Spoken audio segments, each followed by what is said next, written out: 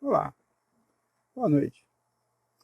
Marx, no 18 Brumário de Bonaparte, escrevia logo nas primeiras palavras que Hegel, em um de seus escritos, afirmava que todos os fatos e personagens da história que tiveram grande importância, por assim dizer, se repetiam duas vezes. E a gente consegue fazer um bom passeio na história da humanidade para poder conferir um pouco isso. Mas Marx alertava que Hegel esqueceu de dizer que a primeira vez se repete como tragédia e a segunda vez se repete como farsa. Estamos em 7 de setembro de 2021, com ares de pós-farsa. Eu sou Marcelo Russo, esse é o Universal Circo Crítico, essa lona furada de circo, esse picadeiro de terra batida, chamada Brasil. Venham todos, venham todas, venham todes.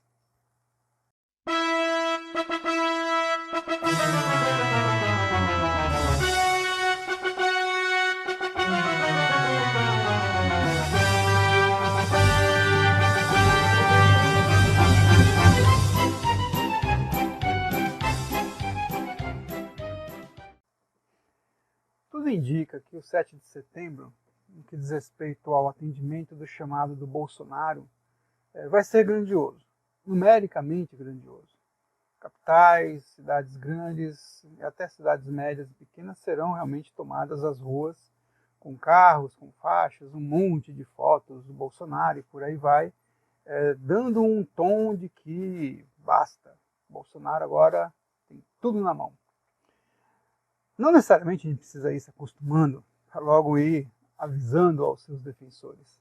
Mas é preciso entender que vai ser grandioso porque há elementos concretos para isso.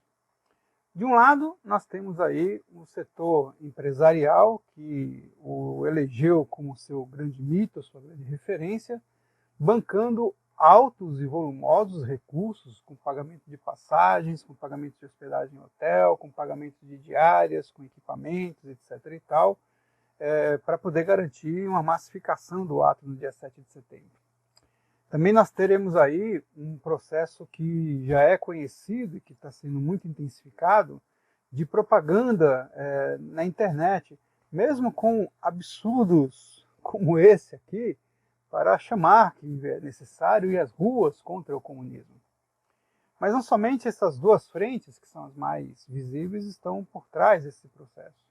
Há um silêncio consciencioso do capital, que ainda fica ali namorando, esse cara é doido, mas está fazendo a política econômica que nos interessa.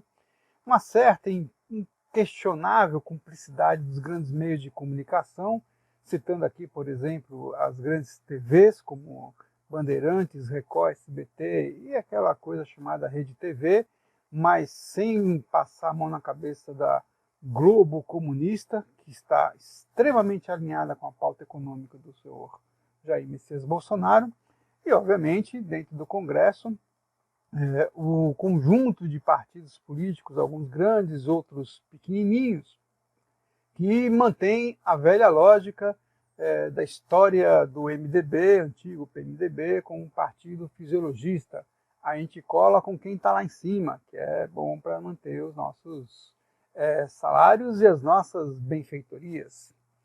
Prato cheio para a hipocrisia bolsonarista, tipo, apesar dele, tá bom, vamos embora para a rua. Do outro lado, o grito dos excluídos, que há quase 3 décadas, 27 anos, desde 1995, vem ocupando as ruas também no 7 de setembro. A bem da verdade é para estabelecer o contraponto dessa não muito independência que é celebrada no país, pelo menos particularmente para a classe trabalhadora. É assim o lance das datas e dos fatos. Por exemplo, 13 de maio, assinatura da Lei Áurea, libertação dos escravos, que não considera, obviamente, o dia 14 de maio. E ao desconsiderar o dia 14 de maio, achando que tudo terminou no dia 13, desconsidera, por exemplo, a constante e ainda presente morte de negros, negras, pretos, pretas, favelados, crianças, jovens, adultos, trabalhadores, pelo Estado, inclusive, que às vezes, inclusive, dá boas risadas de 80 tiros. Essa é uma referência das relações entre datas e fatos. Assim também não é diferente quando a gente olha para o 7 de setembro de 2021. Se 13 de maio de 1888 foi algo como a tragédia e os 13 de maio dos anos que se seguiram a repetição da farsa, agora nós temos 7 de setembro de 2021, após farsa de todos os 7 de setembro celebrados até agora, e um contraponto ainda necessário de um novo Grito dos Excluídos, que o tema, inclusive, traz à luz algo que parece que o 7 de setembro não está entendendo. Trabalho, saúde, moradia, comida no prato, são temas que estão presentes para o próximo Grito dos Excluídos. É um fato mais do que necessário, portanto, continuar mantendo a métrica da ocupação das ruas. Claro, com um pouquinho mais de cuidado e atenção ao 7 de setembro pós-farsa. Mas claro que apesar da obviedade, a gente ousa fazer algumas perguntas a esses patriotas do 7 de setembro, com suas bandeiras verdes e amarelas, suas camisas da famigerada CBF e as imagens pré-campanha de Bolsonaro nos seus carros, porque são perguntas necessárias. Amanhã vocês irão celebrar com faixas, cartazes, além dessas que eu mencionei, as queimadas na Amazônia, no Pantanal, no Cerrado e em outras partes do país. Vocês vão, por acaso, levar cartazes de Viva o Dia do Fogo? Celebrarão amanhã gasolina a 6, 7 reais? Aliás, vocês devem ir com seus carros, possivelmente bastante cheios de gasolina a 6 e 7 reais, diesel e álcool tanto quanto, e viva a contradição do capital, dentre outras coisas, vem aumentando o desemprego dos já desempregados motoristas de Uber Brasil afora. Junto com essa celebração de tanques cheios de gasolina a 7 reais, vocês vão celebrar os botijões de gás desse país a mais de 100 reais, que vem inclusive transformando aquela métrica entre vender o almoço para garantir o jantar num problema maior ainda, porque se consegue ter o jantar, como é que vai poder preparar a janta com um gás tão caro? Possivelmente porque algumas famílias já há algum tempo vêm substituindo por carvão e madeira. Faria vocês algum sentido de celebrar uma feira, uma cesta básica extremamente cara? Arroz, feijão, açúcar, leite, queijo, de seus derivados, a própria carne, inclusive, com os preços nas alturas. Não estou falando, obviamente, daquela carne de R$ 1.800 o quilo que o Bolsonaro esbanjou há algum tempo atrás. É sério que esses seus amores pelo mequetrefe conseguem se silenciar a uma cesta básica que cada vez fica mais cara, e quando se consegue comprar a cesta básica não tem como preparar por conta do gasto tão caro? E tem mais perguntas. É sério que vocês vão usar, por exemplo, o jargão de governos anteriores de que o problema do fornecimento de energia para esse país, que possivelmente vai causar mais um novo ciclo de crises de energia, é culpa de São Pedro? Porque não dá para prever a falta de chuvas e, portanto, não tínhamos como planejar todo um processo que envolvesse economia de energia? Vai apagando um bico de luz, diz o mequetrefe. Qual o problema da energia ficar mais cara, diz o posto Ipiranga?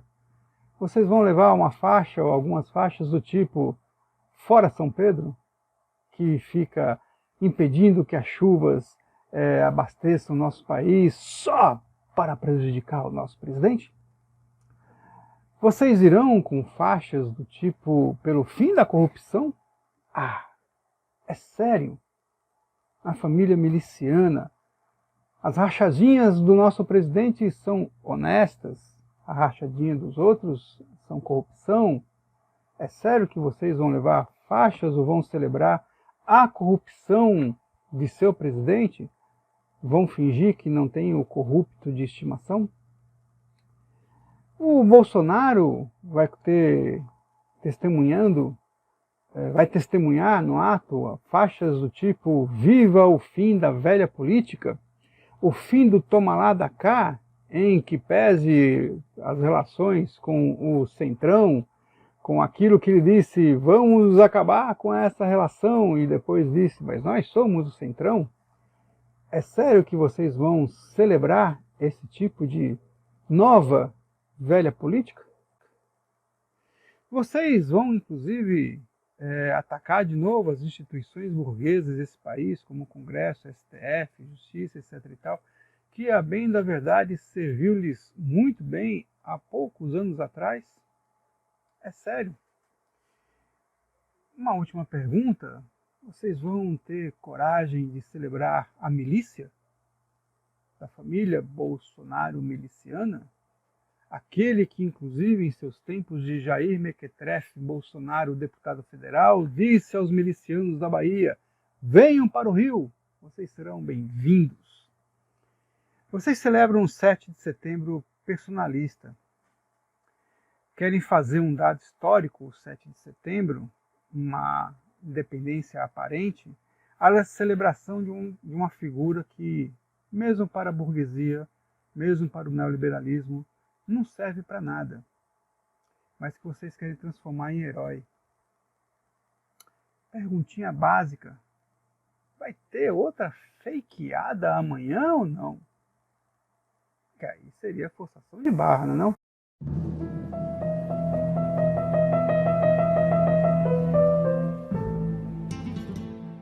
E eis que chegamos, enfim, à grande contradição do dia 7 de setembro de 2021.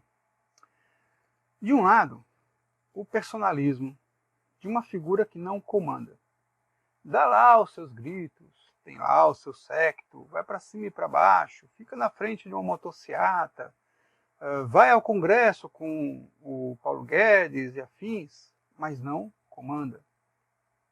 Tem lá os seus seguidores, inclusive militares, mas a bem da verdade, quem dá as cartas, quem diz como é que as coisas funcionam, e o próprio Mequetrefe, lá na época de pré-campanha, falava: eu sou um mero capitão, não sou um economista.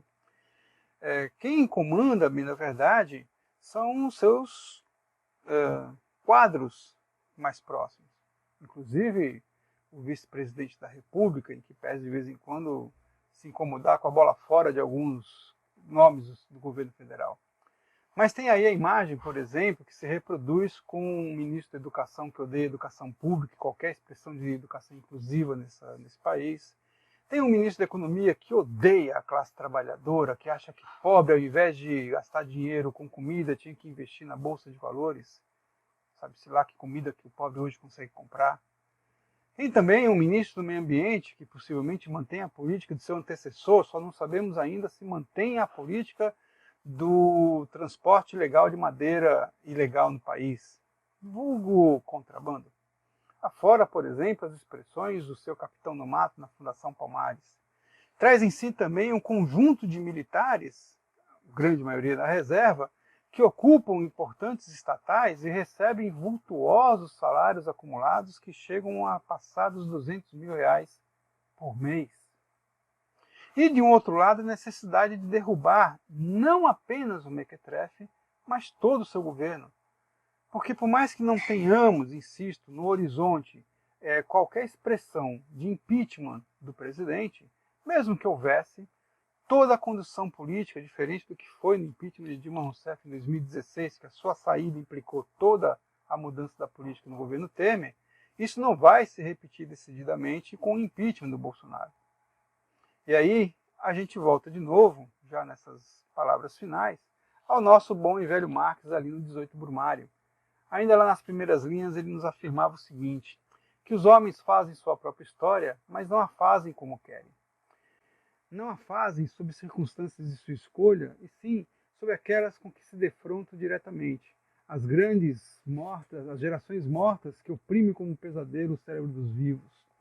E justamente quando parecem empenhados em revolucionar-se a si e as coisas, em criar algo que jamais existiu, precisamente nesses períodos de crise revolucionária, os homens conjuram ansiosamente em seu auxílio os espíritos do passado, tomando-lhes emprestado os nomes, as palavras de ordem, as suas roupagens, a fim de representar as novas cenas da história mundial. Temos uma necessidade de compreender que não haverá nunca as condições ideais para a classe trabalhadora escrever sua própria história. As condições ideais da classe trabalhadora escrever sua própria história é o enfrentamento do capital na condição com a qual o capital se apresenta hoje.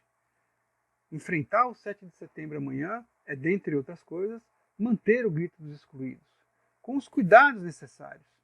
Família de miliciano implica a necessidade de percebermos a possibilidade de milicianos adentrarem em uma ou outra manifestação. Se entrar no dia 7 de setembro, é criar um novo Marte, que pode ser inclusive o próprio Mequetrefe.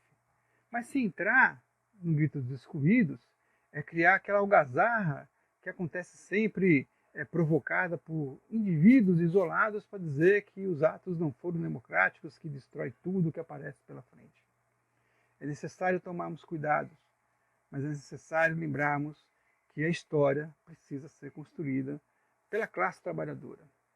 Aguardar que a elite faça alguma coisa por esse país é um grande engodo, é um grande engano, um engano tático que não levará a classe trabalhadora a minimamente, mesmo numa condição de emancipação política, a melhorar suas condições de vida.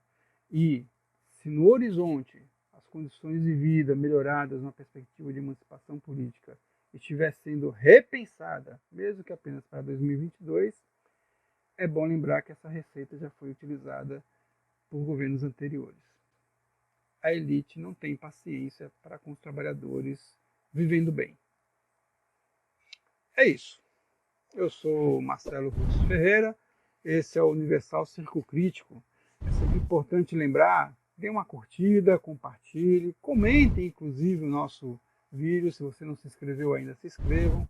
Preciso aqui lembrar também o nosso queridíssimo Juliano Farias, o cara, o mágico do nosso circo que prepara todas essas nossas particularidades por aqui. E a gente espera vê-los novamente em um novo debate, em novas reflexões mais adiante. Venham todos, venham todas, venham todes. O que tu quer, mano? Hein? O que tu quer? Tu fica nesse teu chororô aí.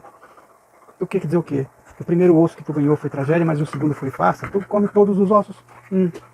Vai pra tu.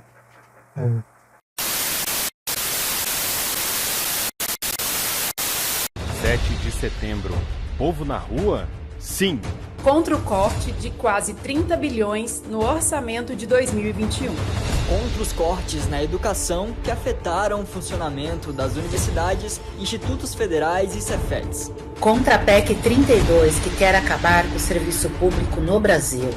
Pelas 61 milhões de pessoas em situação de pobreza. Pelos 15 milhões de desempregados e desempregadas. Pelos mais de 580 mil mortos por Covid-19. Fora Bolsonaro e Mourão.